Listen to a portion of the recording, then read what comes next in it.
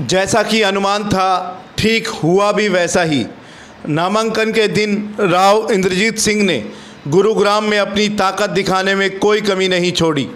सोमवार को राव का नामांकन कराने के लिए मुख्यमंत्री नायब सिंह सैनी खुद गुरुग्राम पहुंचे थे। नामांकन से पूर्व जो सभा हुई उसमें राव के विरोधी खेमे के भाजपा नेताओं का उपस्थित होना एक बड़ा चौंकाने वाला दृश्य रहा। केंद्रीय संसदीय बोर्ड की सदस्य डॉक्टर सुधा यादव, जिनको टिकट की दावेदार माना जा रहा था, वह राव के मंच पर रही। वहीं पूर्व मंत्री राव नरवीर सिंह भी केंद्रीय मंत्री के मंच पर उपस्थित रहे।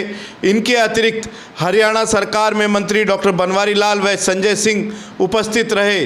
पूर्व मंत्री रामविलास शर्मा, गुरुग्राम से विधायक सुधीर सिंगला, पटौदी से विधायक सत्यप्रकाश जरावता, पलवल से विधायक दीपक मंगला, नारनौल से विधायक ओम प्रकाश यादव, कोसली से विधायक लक्ष्मण सिंह यादव की उपस्थिति ने साफ कर दिया कि अब राव के समर्थन में भाजपा एकजुट है। सुधा ने न सिर्फ मंच से भाषण दिया बल्कि वोट की भी अपील की। राव ने भी अपने भाषण में साफ कर दिया कि परिवार में मनमुटाव हो जाता है, लेकिन यह स्थायी नहीं। आज पार्टी के सभी नेता उनके समर्थन में और पक्ष में वोट मांगने के लिए आए हैं, तो अब उनको अपने लिए वोट मांगने की ज़रूरत नहीं। उन्होंने जनता से यह भी वादा किया कि अगले 5 साल में वह ऐसा कुछ उनके लिए करके दिखाएंगे जो पिछले 10 साल में नहीं कर पाए। उन्होंने जनता से भी एक वादा लिया कि इस युद्ध में हमें कमज़ोर नहीं पड़ना है, एक एक घर से निकालकर वोट डलवानी है। राव जब नामांकन भरने के लिए पीठासीन अधिकारी के पास पहुंचे तो भी उनके साथ सीएम नायब सिंह उपस्थित रहे। इससे साफ है कि नायब का भाजपा को एकजुट करने का फार्मूला भी अब कामयाब हो रहा है। मुख्यमंत्री नायब सिंह जी, मैं आपका भी शुक्रगुजार हूं कि अपने व्यस्त समय में से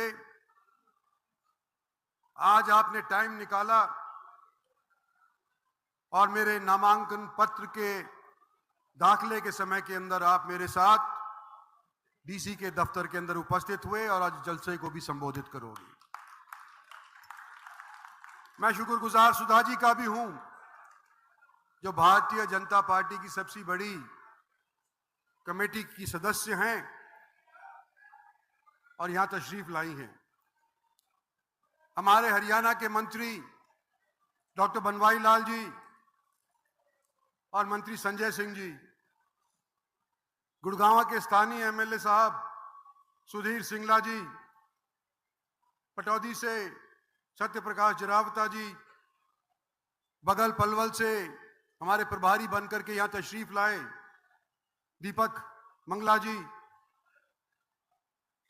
नारनौल से आए एमएलए साहब ओम प्रकाश जी और मेरे पुराने हलके कोसली और जाटू साहने से तशरीफ लाए भाई लक्ष्मण सिंह जी, एक्स एमएलए साहिबान और एक्स मंत्री साहब राव नरवीर सिंह जी, चौधरी जाकिर हुसैन साहब, स्पीकर मोहम्मद आजाद साहब, एक्स एमएलए विमला चौधरी जी, ex MLA Tejpal Tanwar ji, x BJP president और मौजूदा बीजेपी प्रेसिडेंट कमल यादव जी, प्रीतम सिंह चौहान जी, नरेंद्र पटेल जी,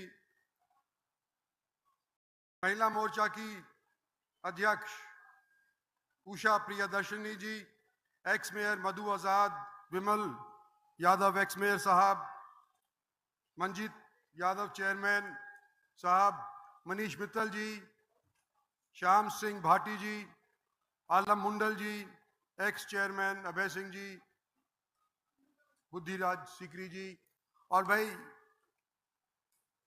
प्रत्याशी के तौर के ऊपर दिमाग इधर उधर से रह जाता है, किसी का नाम अगर रह भी गया तो माफी चाहता हूं। सम्मानित मंच, उससे ज्यादा जोश खरोश के साथ 25 तारीख को अपना मत का प्रयोग करेंगे और कमल के फूल के ऊपर बटन दबा करके और फिर से नरेंद्र भाई मोदी को बनाएंगे।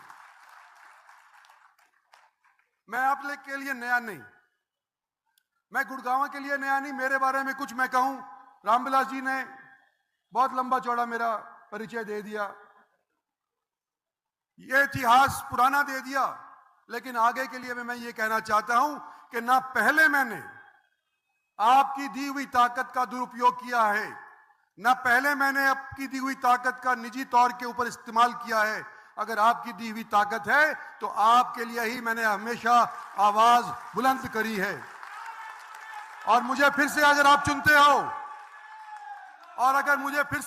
हो तो मैं आज के दिन राजनीति के दांव पेच सीख गया हूं और आपको यह कहना चाहता हूं ऐलानिया कि अगले 5 साल के अंदर मैं वो काम करके दिखाऊंगा जो पिछले 10 साल से भारतीय जनता पार्टी में रहते हुए मैं नहीं कर पाया था। निवेदन करना चाहता हूं कि यह इलेक्शन मेरा नहीं, यह इलेक्शन हम स्टेज के ऊपर बैठे हुए लोग हैं, इन लोगों का नहीं, यह इलेक्शन आपके भविष्य का है।